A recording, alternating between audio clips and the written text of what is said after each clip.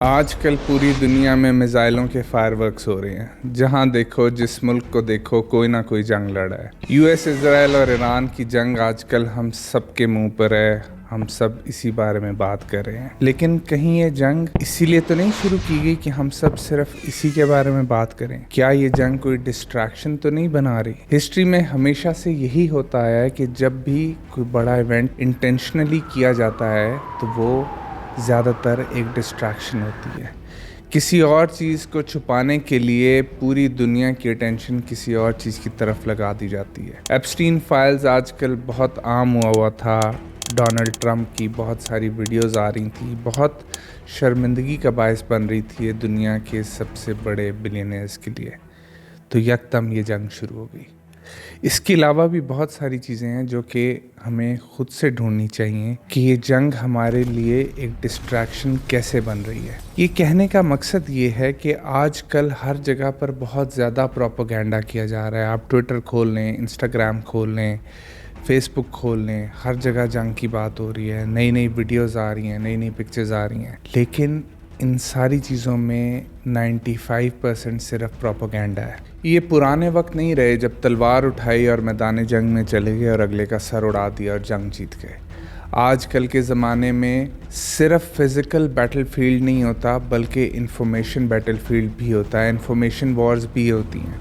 जब आप दूसरे के पब्लिक ओपिनियन को कंट्रोल कर लो, जब आप दूसरे की आर्मी को डीमोटिवेट कर दो, जब आप दुनिया को अपनी स्ट्रेंथ दिखाने की कोशिश करो, ये सब इंफॉर्मेशन वॉर्स का हिस्सा है। आजकल जो वीडियोस, जो पिक्चर्स हम देखते हैं, बहुत सारी कोई वीडियो गेम्स के क्लिप्स होते हैं, या फिर एआई जनरेटेड वीडियोस होती हैं, या फिर कोई बहुत पुरानी वीडियोस होती हैं जिनको अब अपलोड करके ईरान या इजराइल का नाम दे दिया जाता है और हम उसे फौरी बगैर सोचे शेयर करते हैं। दूसरे बंदे के पास जाती है और वो भी इसी तरह से बगैर देखे शेयर कर देता है। लेकिन उन वीडियोस को अपलोड करने का कोई ना कोई मकसद होता है। पिछले दिनों एक और नेटवर्क को भी आइडेंटिफाई किया गया जिसके अंदर 31 अकाउंट से एक ही वक्त में एक वीडियो अपलोड की जाती थी और वो साथ ही रीशेयर होते होते वायरल हो जाती थी। और वो वीडियो जो कि बिल्कुल झूठ होती थी, उसको हकीकत समझ लिया जाता था। पाकिस्तान भी इस प्रोपेगेंडे का शिकार हो रहा है। पाकिस्तान के अंदर मुख्तलिफ अफवाहें चल रही हैं कि शायद पाकिस्तान का नंबर अगला है, शायद इजराइल हम पे भी हमला कर दे।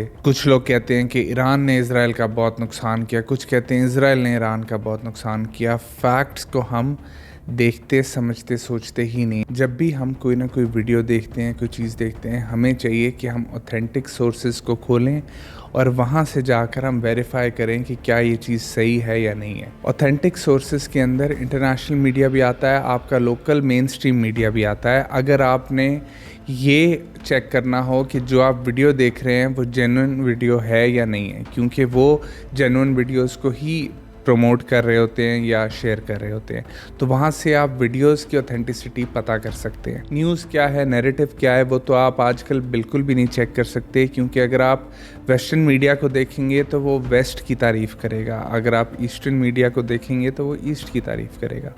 तो फ़िलहाल फैक्ट्स को चेक करना बहुत मुश्किल है। कुछ ऐसे इंडिपेंडेंट एनालिस्ट ज़रूर हो सकते हैं जो कि आपको हकीकत पर मबनी चीज़ें बताएं, लेकिन मीडिया पर भी आप किसी एक नैरेटिव के लिए भरोसा नहीं कर सकते, क्योंकि मीडिया भी यही बिलियनर्स ओन करते हैं। इसलिए आप सिर्फ वीडियोस और पिक्चर्स जो ऑथेंटिक सोर्सेस हैं उनको देखें और अपना एनालिसिस खुद करने की कोशिश करें, क्योंकि किसी मीडिया पर आजकल भरोसा करना तो बिल्कुल ही बेकार है। ये पूरी चीज़ बताने का मकसद ये है कि आजकल जो एक बहुत बड़ा प्रोपेगेंडा पाकिस्तान के अंदर चल रहा है वो है शिया सुन्नी का मसला।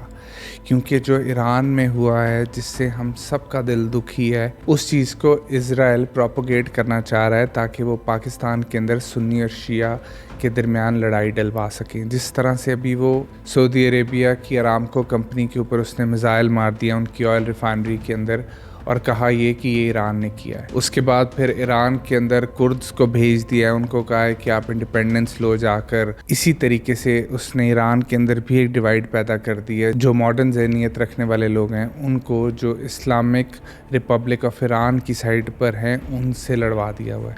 तो इस वक्त इज़राइल की पूरी कोशिश यही है कि वो पूरी दुनिया में डिवाइड डाले और आपस में लड़ा। हमें इस चीज़ का शिकार बिल्कुल भी नहीं होना, इसीलिए हमें मीडिया को बहुत ध्यान से यूज़ करने की ज़रूरत है आज, क्योंकि हम में से किसी को भी नहीं पता ये वॉर कितनी बढ़ जाए या कितने दिनों में ख़त्म हो जाए। वैसे तो मेरे ख्याल में ये चंद दिन का ही मामला है, ये ख़त्म हो जाएगी, क्योंकि अमेरिका भी अपने मिसाइल्स एग्जॉस्ट कर चुका है और ईरान भी, और दोनों में से कोई भी इकनॉमिकली ये अफोर्ड नहीं कर सकता कि ये वॉर लंबी चले।